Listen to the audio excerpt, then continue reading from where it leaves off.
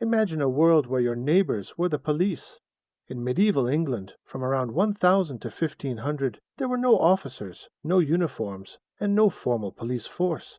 Instead, law and order relied on local people and a lot of shared responsibility. One key system was called the tithing. This was a group of 10 men who were responsible for each other's behavior. If one of them broke the law, the others had to report him. If they didn't, they could all be punished. It was all about working together to keep peace in the village. If someone saw a crime happening, they would raise the hue and cry. This meant shouting out and getting everyone nearby to help catch the criminal. If you ignored the hue and cry, you were breaking the law too. It wasn't optional. Everyone had to play their part. Trials were held in local courts, but sometimes there wasn't enough evidence. That's where trial by ordeal came in. This was a religious method used to decide guilt. The accused might be made to carry a hot iron or put their hand in boiling water. If the wound healed cleanly, they were seen as innocent. If not, they were guilty. People believed God would protect the innocent. The church had a big role in justice.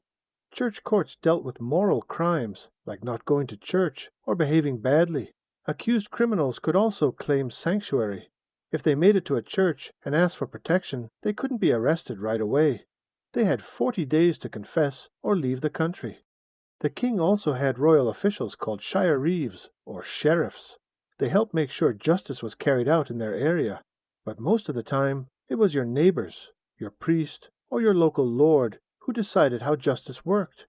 This period shows how law enforcement was shaped by community, church, and authority.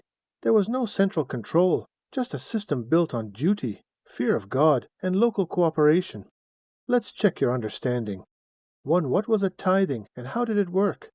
2. Why was the church so important in medieval law enforcement? 3.